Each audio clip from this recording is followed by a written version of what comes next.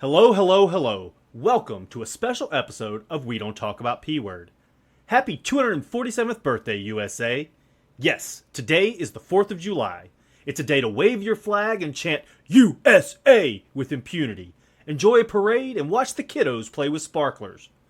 Are those still legal? Anyway, have a picnic and cherish the day with friends and family. Celebrate independence. I know you're waiting for it. I mean, it's me, right? So, I don't mean to burst your bubble, but just so you know, you're 2 days too late. Or, you're 29 days early, depending on your point of view. If you're celebrating freedom instead of America's birthday, well, you're 15 days too late. I know. I'm sorry. I'm ruining another holiday for you. I'll stop. No, I won't. The day we all celebrate our independence is a big lie. It stems from a printer's oversight, a little sprinkle of partisanship, and a war. By June of 1776, the revolution had been raging for over a year. To say things were going poorly would be a gross understatement. During the early parts of the war, Washington spent more time running than fighting. His army was too inexperienced and undersupplied to make much of a stand. Over that year, Congress had done very little to improve their situation. The Congress was divided. Some sought independence, and some sought reconciliation. Many didn't see the profit in going to war with Britain. Some wanted to be sure of victory before declaring independence. As we often see today, many didn't see what was already right in front of their face. They were at war, and there was no going back. George Washington and Thomas Jefferson, both Virginians, supported independence. The state assembly as a whole did not. That all changed on June 7th, 1776. Richard Henry Lee, of the storied Virginia Lees, introduced a resolution. Resolved that these united colonies are of right and ought to be free and independent states, that they are absolved from all allegiance to the British Crown, and that all political connection between them and the state of Great Britain is, and ought to be, totally dissolved.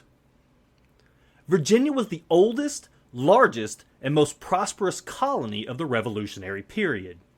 The other southern colonies were not obedient per se, but they did, however, highly value Virginia's views. Lee was also a well-respected member of the colonies. His family had been in Virginia almost from the beginning. The resolution led to debates. The debates led to amendments. Amendments led to committees. On June 11th, 3 committees were assigned. One's purpose was to draft a Declaration of Independence. The second was to create a plan to form foreign alliances. The third was to prepare and digest the form of a confederation. That final committee was where the Articles of Confederation were born. John Dickinson led the committee. We'll talk more about him in a minute. Independence or reconciliation was a complicated question. It was so complicated that everyone wanted to confer with their colony before a vote could be cast. John Hancock, the president of the Congress, set the vote for 3 weeks. Congress adjourned to allow delegates to travel home. The committee to write the Declaration would become known as the Committee of Five. The members were Thomas Jefferson of Virginia, Benjamin Franklin of Pennsylvania, John Adams of Massachusetts, Roger Sherman of Connecticut, and Robert Livingston of New York. The committee created a framework for the Declaration. They left much of the rhetoric to Jefferson, as he was the better writer of the group. John Adams was a close second, but he wasn't very popular. His writing might have drawn unreconcilable criticism, especially by the Southern delegates. Sadly for him, this would be true for his entire life. It's a good thing he had Abigail. Speaking of Abigail Adams, during John's time in Philadelphia, they had a robust correspondence. She became the first to lobby the government for women's rights. In a letter dated March 31st, 1776, she wrote to him, "In the new code of laws, which I suppose it will be necessary for you to make, I desire you would remember the ladies, and be more generous and favorable to them than your ancestors. If particular care and attention is not paid to the ladies, we are determined to foment a rebellion and will not hold ourselves bound by any laws in which we have no voice or representation. There's just a bit of fun trivia for you. Jefferson presented his declaration to the committee. They discussed some more and made extensive changes. Soon it was ready to present to Congress once the vote for independence passed. As the day for the vote grew nearer, the delegates trickled in from the different colonies. The sun rose on the morning of July 2nd, 1776, and the delegates made their way to the State House. When the votes were cast, it was unanimous. As was expected, New York abstained. The now United States would have its independence, or they would all hang for its pursuit. Happy 2nd of July, everyone! That just doesn't have the same ring to it, does it? But technically, that is the day the founders declared our independence. For all intents and purposes, the United States came into existence on July the 2nd. The next day, John Adams wrote to Abigail, "The 2nd day of July, 1776, will be the most memorable epoch in the history of America. It will be celebrated by succeeding generations as the great anniversary festival." Man, people really hated John Adams. So much so they wanted to make sure he was wrong generations later. I bet Jefferson would find this very amusing. So how did it end up on the 4th? How could it be considered 29 days early? How could it possibly be 15 days too late? There are still so many questions. Following the vote and over the next 2 days, debates on the wording of the Declaration were held. The section that resulted in the most debate focused on slavery. Jefferson had included a section blaming slavery and its continuation on the king. The section involved intense debate. In the end, they removed it. Jefferson would later blame delegates from South Carolina and Georgia for its removal. He also included the northern merchants involved in the slave trade. This was the second time that Jefferson had attempted to politically address slavery. It was also the second time he was berated severely for his stance. He would not make any future attempts. Unfortunately, his rhetoric never matched his actions. Finally, on the morning of the 4th, Congress agreed on the wording. The finalized document was sent to the printer. At the top, the date of printing was included and not the date of the vote. But even the date of printing wasn't enough to move it to the 4th.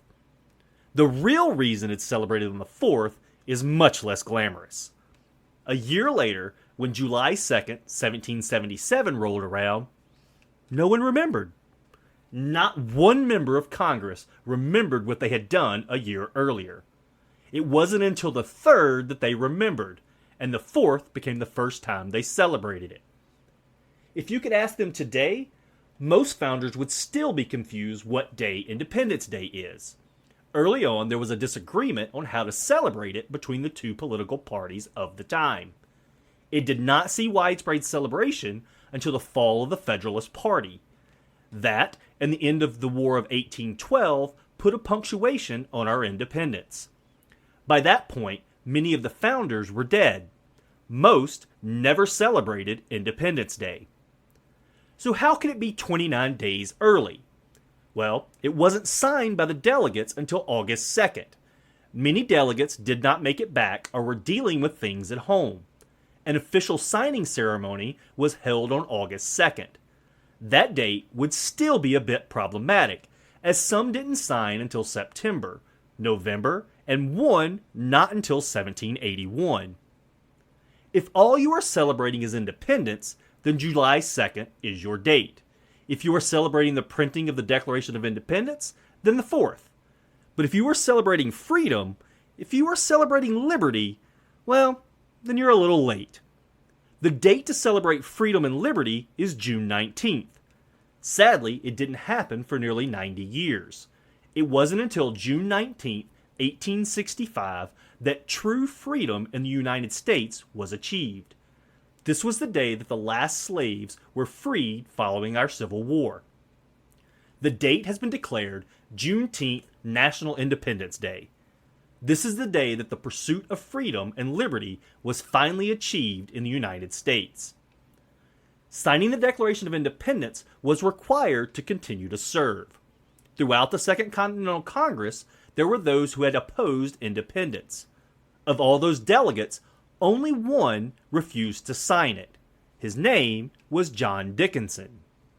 John Dickinson was a loyalist member of the Pennsylvania delegation. He had argued unwaveringly for reconciliation since the First Continental Congress. He disagreed with many of the actions of the British, but he believed that we could find a way to reconcile. He served on the June 11 committee to outline a new government. Here, he became the principal author of the Articles of Confederation. But his convictions remained with reconciliation. Because of this, he could not, in good consciousness, sign the Declaration. He understood his actions. In fact, he expected they would turn him into a pariah. Before he left Congress, he commented on his actions. "My conduct this day, I expect will give the finishing blow to my once too great, and my integrity considered, now too diminished, popularity." John Adams, not liked by most, had an especially heated rivalry with Dickinson.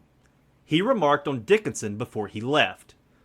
Mr. Dickinson's alacrity and spirit certainly become his character and sets a fine example. So Dickinson joined the British military to force reconciliation, right? No. Dickinson returned to Pennsylvania and joined the militia to fight alongside his neighbors. He led soldiers in the defense of Elizabeth, New Jersey. He became one of only two from the Second Continental Congress to join the military. He would later return to the Continental Congress representing Delaware. Here he signed the Articles of Confederation. He would also become one of the most important scholars of the Constitution. He would go on to be the only person to serve as the executive of two states at once, Delaware and Pennsylvania. He was the driving reason they were the first and second states to ratify the Constitution.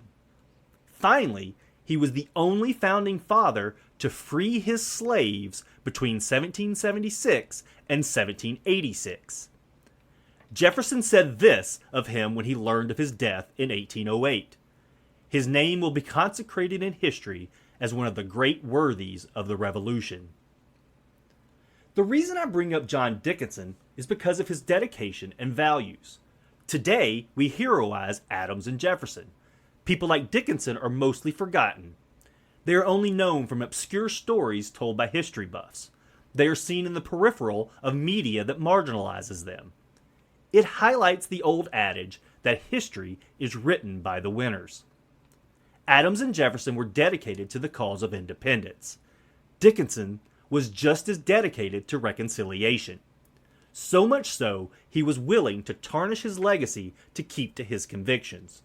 These three men had very different thoughts on how the colonies should proceed. In the end, the respect between them was obvious. Dickinson did not seek independence, but that did not mean he would fight his neighbors that did. In fact, he saw it as his duty to be part of protecting them in a war to achieve a goal he did not support. Because it was the consensus. This is something we don't see today. Today our politicians are always right. Today they do not look for compromise. Today they do not respect their colleagues. They call each other the enemy. They laugh when their fellow representatives are threatened with violence. No, today our politicians are thugs. They bully, they lie, they deny facts. The worst part is they do it while smiling at you. They do it while looking you in the eye. They do it knowing exactly what they are doing. During my time off, I had the pleasure of spending time in Virginia's historic triangle. I know, not everyone is a history nerd. So here's an explanation for those who don't know. The historic triangle is the area that encompasses Jamestown, Yorktown, and Williamsburg.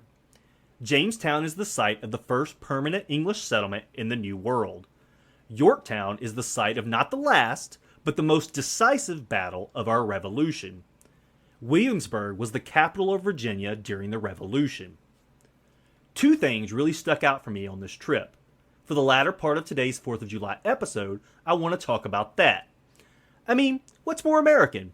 Discussing our first settlement? Discussing the battle that ensured our independence? How about discussing where Thomas Jefferson spent his formative years?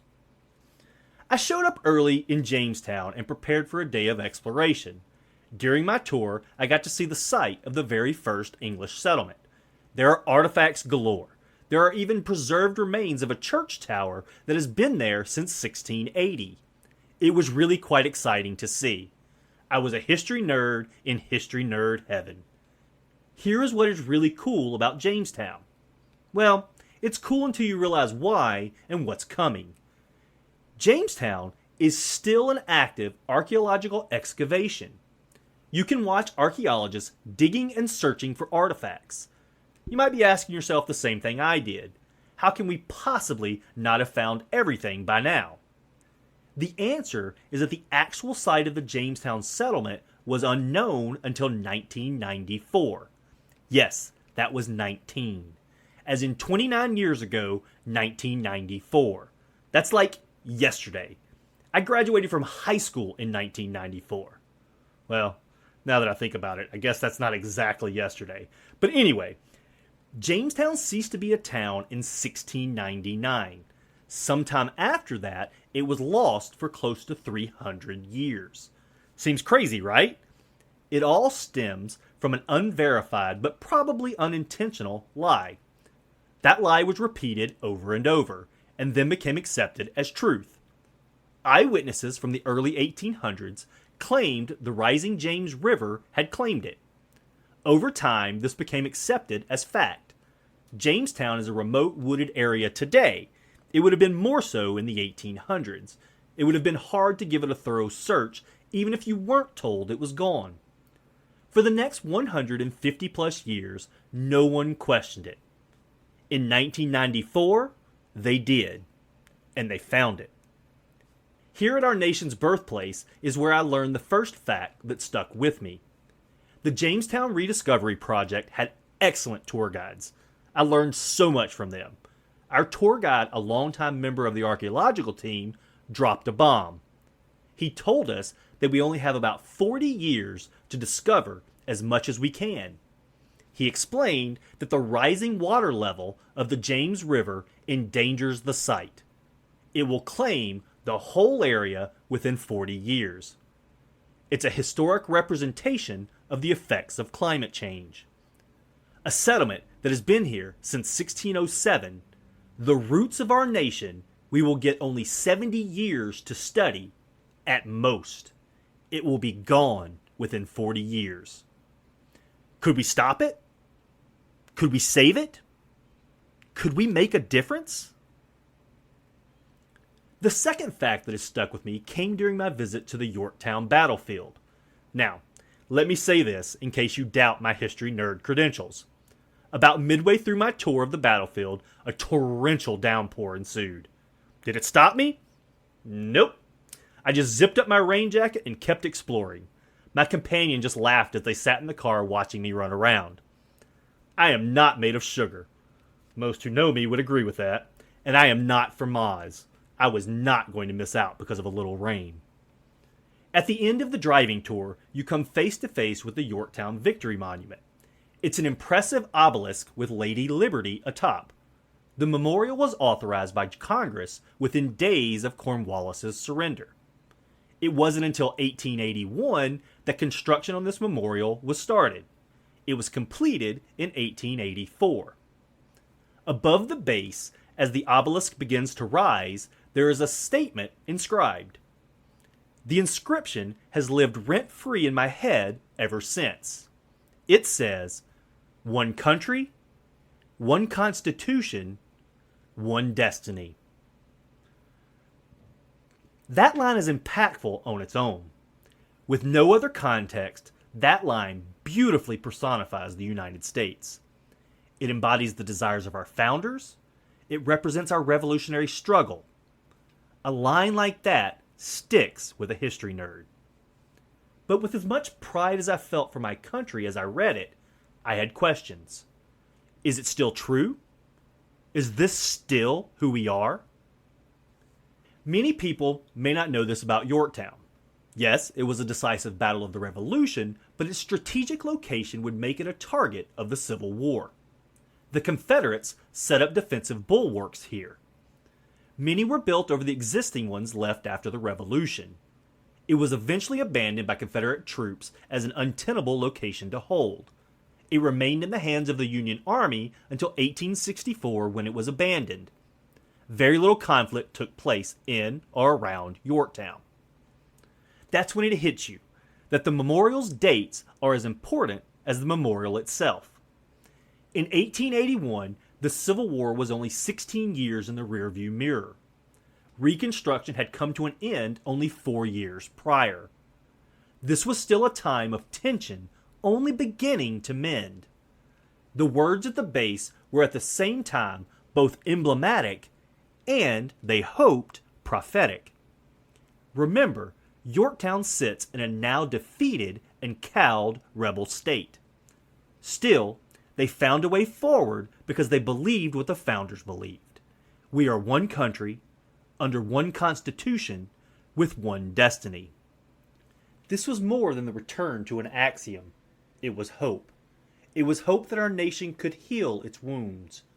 Hope that we would finally embody our Constitution. It was the hope that the American dream would be available to all. Was that hope misplaced? While at Yorktown, I saw another eye-opening fact of climate change. Redoubt 10, where Alexander Hamilton gained his military glory, is mostly gone. Near the rising York River, erosion has claimed most of the redoubt. Earlier, I asked if we could save Jamestown. Now I ask if the hope of Yorktown was misplaced. The answers are complicated. Both could be yes, both could be no. It all depends on those we elect to represent us. The debate over climate change highlights this very concern. Our politicians deny and argue about its cause, and never get past that to actually offer help. They ignore that its source is irrelevant. They ignore the receding coastlines. They ignore the natural disasters that scar our land. They ignore the people that suffer. They forget their job is to protect the people, not to be right. If the hope of Yorktown is misplaced, Jamestown will be lost. Whether you believe climate change is cyclical or man-made is irrelevant. The changing climate is affecting the nation, its people, and our history. We must act together or the hope of Yorktown is lost. We must look to the politicians that embody the spirit of John Dickinson.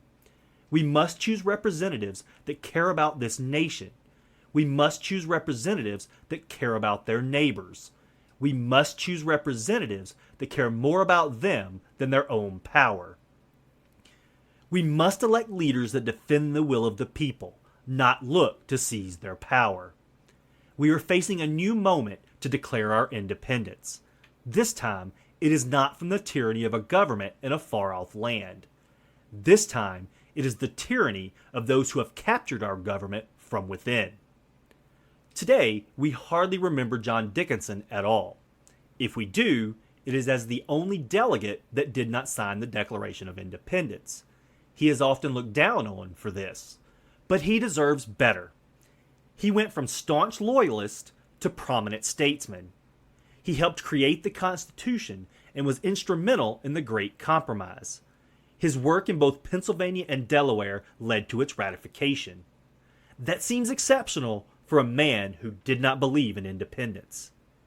We need more leaders like John Dickinson. We must learn to disagree while supporting American values. We must stop listening to the propaganda of the parties. We must defend our neighbors' rights, even when we disagree with them. Working Americans must take their power back. Some might say it is impossible. Some might say it's too much work. The same was said about independence. Imagine if the founders believed it. The people are the power in this nation. We must realize that the parties are not working for us. We must come together for the betterment of our nation, not just ourselves. If we do that, like the sentiment we celebrate today, it is not impossible. If we come together, we can succeed. Because I'm willing to bet there are more of us than there are of them. As we conclude today's episode, let's keep in mind these words from Thomas Jefferson's last letter. For ourselves, let the annual return of this day forever refresh our recollections of these rights and an undiminished devotion to them. Happy 4th of July, everyone. May the spirit of 1776 embody us all. Thank you for joining me on this special episode of We Don't Talk About P-Word. Stay tuned as new episodes are heading your way soon. Please head over to www.talkpword.com and subscribe to be reminded when new episodes drop. You can also like, follow, and share on Twitter and Facebook to stay informed about new episodes. Any questions or comments can be directed to talkpword@gmail.com. Until next time, qui custodia ipsos custodes. Populus facere.